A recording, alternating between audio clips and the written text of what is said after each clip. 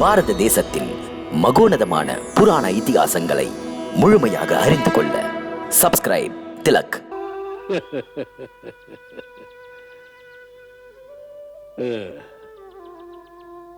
மகளே, நீ மன்னர் குலத்தில் பிறந்தவள். ஒரு சாமானிய பெண்ணை போல் கவலைகளுக்கு இடம் தரவே கூடாது. உன்னை பற்றி நினைக்கும் போது ஏனோ தெரியவில்லை, என் மனது உன்னை வணங்க வேண்டும் என்று விரும்புகிறது. அதனால் நிச்சயமாக ஒரு தெய்வீக சக்திதான் தர்மம் காக்க உன்னை மாதாவாக்கி பார்க்க நினைக்கின்றது. உன் மேனியின் காந்தி சூரியகாந்தி போல் ஜொலிக்கின்றது. இறைவனின் திருவுள்ளம் எளிதாக புரியாது. முக்காலம் உணர்ந்தவரே, தாங்கள் தம்முடைய ஞான கண்களால் பார்த்து சொல்லுங்கள். இப்போது நடப்பவைகளுக்கு காரணங்கள் என்ன?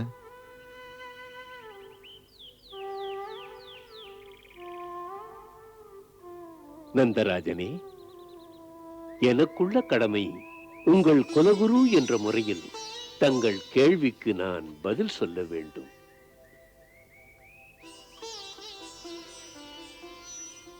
ஆகையால் இதை கவனமாக கேளுங்கள். அன்று மாதா பகவதி யசோதாவின் சொப்பனத்தில் வந்து சொன்ன மொழிகள் என்ன? யசோதா விரைவில் கருவுருவாள் என்றுதானே? அது பலிக்கப் போகின்றது. மேலும் தேவி ரோஹிணி விருஷ்ணி வம்சத்து ராணி. விருஷ்ணி வம்சத்தாருடைய குலகுருவாக இருப்பதற்கு பிரம்மதேவர் மரியாதைக்குரிய மகரிஷி கர்கரை தந்தார். இந்த பிரச்சனை பற்றி முழு விவரம் அவர்தான் அறிவார். பொதுவாக இந்த சமயத்தில் நான் மறுப்பது சரியல்ல. என் கடமையாக ஏற்று ஞான திருஷ்டியால் பிரச்சனைக்கு பதில் கிடைக்குமா என்று முயன்று பார்க்கலாம்.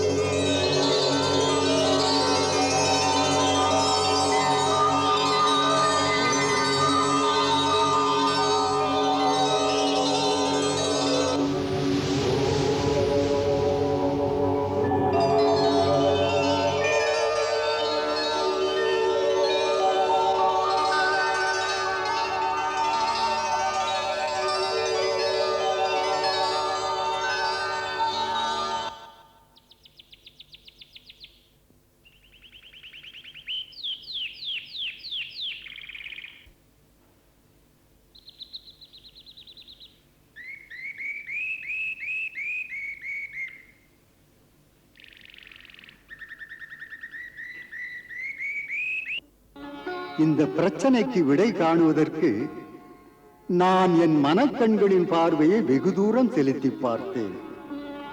மனோவேகம் எல்லையற்றது. இந்த பயணத்தில் மனது இயன்றவரை இதற்குரிய பதிலை தேடி பார்த்தது. இதன் உட்கருத்து என்ன? நோக்கம் என்ன? இதன் செயல்பாடு என்ன?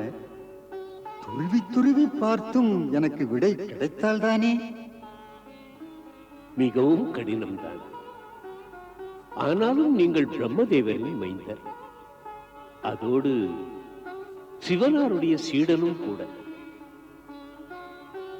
நடப்பதும் நடக்க இருப்பதும் தங்களுக்கு உள்ளங்கை நெல்லிக்கனி போல் நன்றாக தெரியுமே.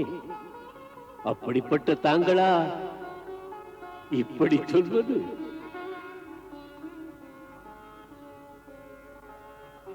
கேளும் முனிவரே, வருங்காலத்தை அவனே அறிவான்.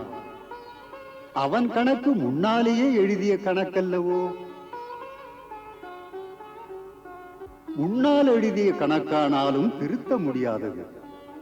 நடப்பது நடந்தே தீரும். முன்கணக்கு எழுதிய அவனுக்கும் முதல் கணக்கு எழுதப்பட்டிருக்கிறது. முதலில் எழுதிய மூல கணக்கு மாறவே மாறாது. அவன் இஷ்டப்படிதான் சிருஷ்டிக்கப்படுகிறது, மாறுகிறது. பிரம்மா வருகிறார், செல்கிறார். புதிய பிரம்மா வருகிறார். அவரால் மட்டும் இதில் செய்ய என்ன இருக்கிறது? சொல்ல முடிந்தவர் யார்? நானும் முடிந்தவரை என் மனக்கண்களால் எல்லா லோகங்களிலும் பார்த்தேன். பார்த்த இடங்களில் இதை தவிர வேறு பேச்சே இல்லை. இந்த வராக கல்பத்தில் 28வது சதுர்யுகமான துவாபர யுகத்தில் பகவான் ஸ்ரீ கிருஷ்ணன் பூமியில் அவதரிக்கப் போகிறார். உங்களுக்கு சந்தேகமே தேவையில்லை. அதற்குரிய நேரம் வந்துவிட்டது. நான் விஷ்ணு வம்ச குலகுருவானதால் பதில் தெரிந்துவிட்டது. தேவகியின் 7வது கர்ப்பத்தின் கருவை எடுத்து அப்படியே ரோகிணியின் கர்ப்பத்தில் சேர்க்கப்பட இருக்கிறது. அந்த கரு வேறு யாரும் இல்லை, ஆதிசேஷன் தான். முனிவரே, நான் சொன்ன ரகசியங்களை நாம் நமக்குள் வைத்துக் கொள்வதுதான் நல்லது. மன்னிக்க வேண்டும். தேவகியின் கர்ப்பத்தை மாற்ற காரணம் என்ன? என்னவென்றால், இந்த ரோகிணி முப்பிறவியில் முனிவர் காசியபரின் 2வது மனைவி கத்துரு என்பவள். அவள்தான் நாகங்களை எல்லாம் பெற்றவள். நாகமாதா என்று சொல்வார்கள். முந்தைய பிறவியில் வசுதேவர் தான் காசியப முனிவர். இந்த தேவகி அவருடைய முதல் மனைவியான அதிதி. அப்போது அதிதியின் வயிற்றில் வாமனனாக பிறந்தார் இறைவன். அதுபோல் கத்ருவின் வயிற்றில் நாகங்கள் பிறந்தன. அதனால் பகவான் ஆதிசேஷன் மாதா ரோகிணிக்கு தன்னை மைந்தனாக பெற்றெடுக்கும் பெருமையை அருளினார்.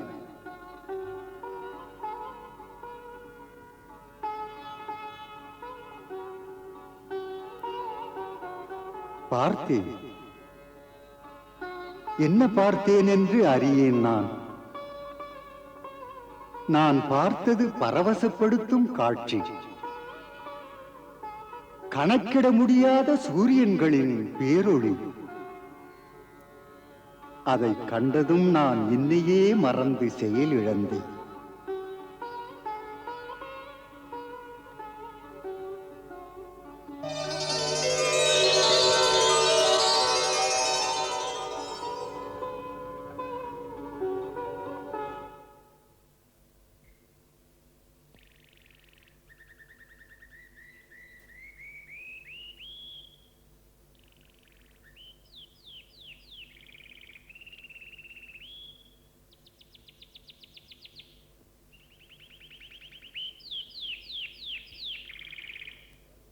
மகளே, பகவதி யோகமாயா தேவகியின் கர்ப்பத்திலிருந்து கருவை எடுத்து அந்த புனித ஜீவனை உன் வயிற்றில் உருவாக வைத்தாள்.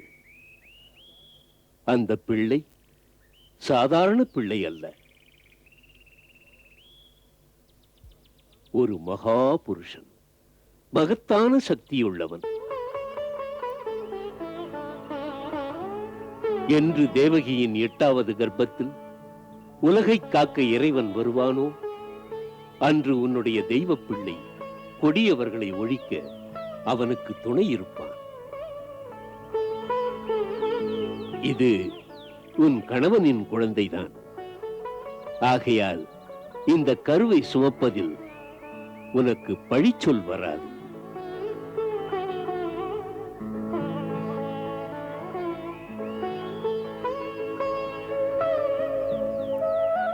உலகம் இனி வரப்போகும் யுகங்களில் இந்த வீர மகனை பெற்றதற்காக உன்னை வாழ்த்தும். முனிவரே, இன்றைய என் நிலை என்ன?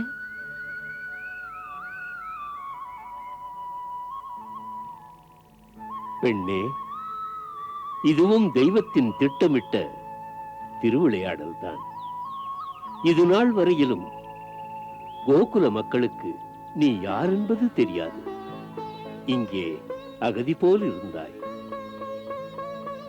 இனிமேல் உன்னை நந்தராஜன் மற்றவர் அறிய வசுதேவரின் மனைவி ராணி ரோகிணியாக கோகுலம் அழைத்துச் செல்வார்.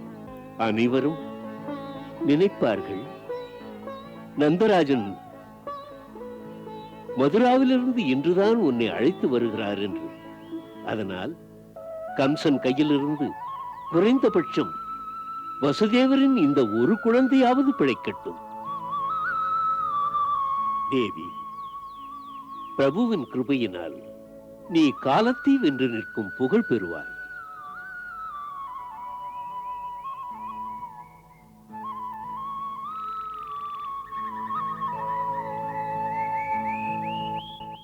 தெரியுமா, தேவகிக்கு கருச்சிதைவு ஆகிவிட்டதாம்.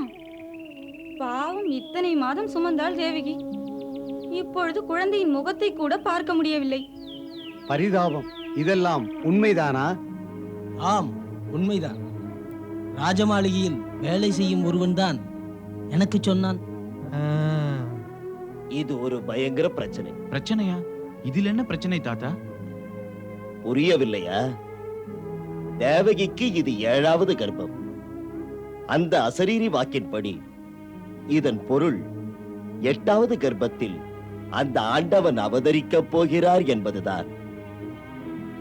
இது 10 மாதம் தாங்கவில்லை. மறுபடியும் தேவகி கர்ப்பமானால் இது 7வதா 8வதா?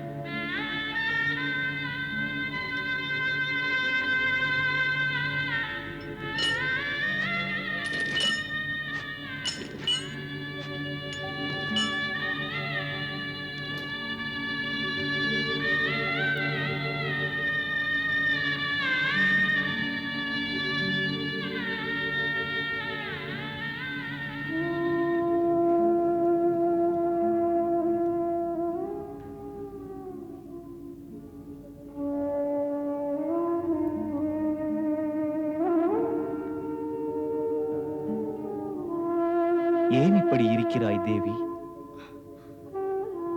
எதுவும் கேட்காதீர்கள். மூடாத கண்கள் பிரபுவுக்கு நன்றி சொல்கின்றன.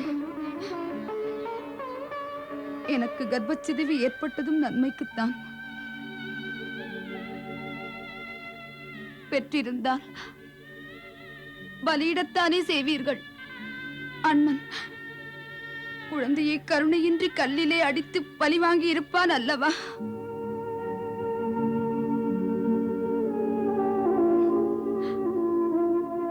அது பாவியிடமிருந்து தப்பியது.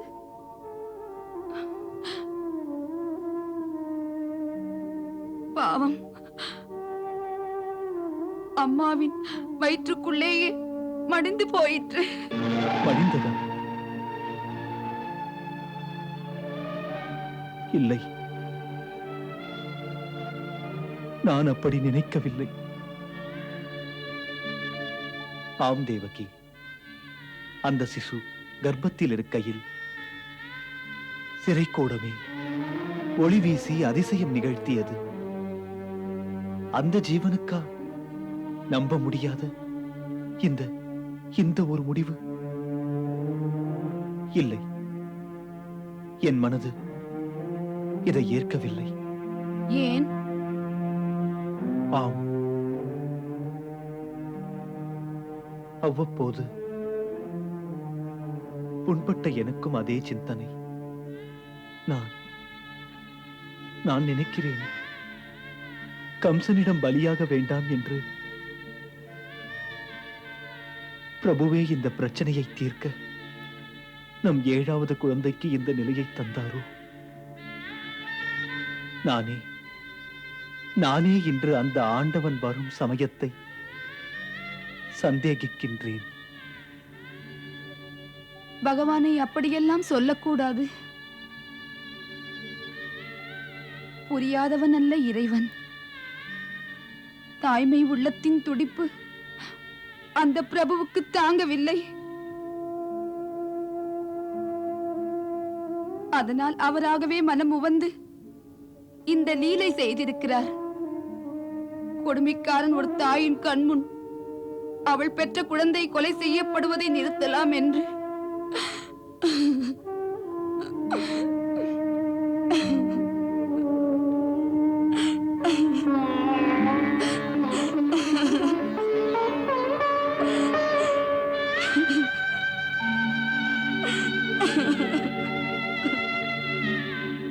அழாதே, அழாதே தேவி. தைரியமாக இரு. எல்லாம் நன்மைக்கே. ஆண்டவன் இங்கு வருவார். அண்ணி, எல்லாம் உண்மை, எல்லாம் உண்மைதான் அண்ணி. எதை உண்மை என்கிறீர்கள்? அதுதான் தேவி மாதாவும் குருதேவரும் சொன்னார்களே, அதற்கு இன்னொரு ஆதாரமும் கிடைத்துவிட்டது. மிக்க மகிழ்ச்சி. என்ன அது? இப்போதுதான் மதுராவிலிருந்து ஆள் வந்தான். நாட்டு நடப்புகளை அறிந்து வா என்று நான் தான் அனுப்பினேன். வந்தவன் சொன்னான், ஒரு சில நாட்களுக்கு முன்னால் சிறைக்கூடத்தில் இரவில் தேவகிக்கு கருச்சிதைவாம். சிதைவு அதே இரவு தேவி மாதா யசோதாவுக்கு நேரிலே தரிசனம் தந்த அதே இரவில். இப்போது நம்பிக்கை வந்ததா எல்லாம் உண்மைதான் என்று? இனியாவது சந்தேகத்தை விடுங்கள்.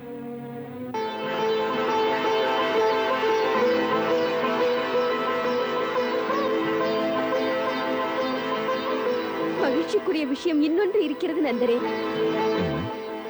இது நிஜமாக இருந்தால் தேவி மாதா தரிசனம் கொடுத்த வேளை யசோதா தேவிக்கும் தாய்மை அடைவதற்கு பொருத்தமாக அமைந்திருக்கிறது. இப்போதே குருதேவர் சாண்டிலியரை சந்தித்து அனுஷ்டானங்களை செய்யுங்கள். ஓ, அதை சொல்ல மறந்துவிட்டேன். என்ன? குருதேவர் ஏகாதசி என்றுதான் யாக காரியங்களை தொடங்கினார். நாம் இன்றிலிருந்து விரதம் இருக்க வேண்டும் யசோதா.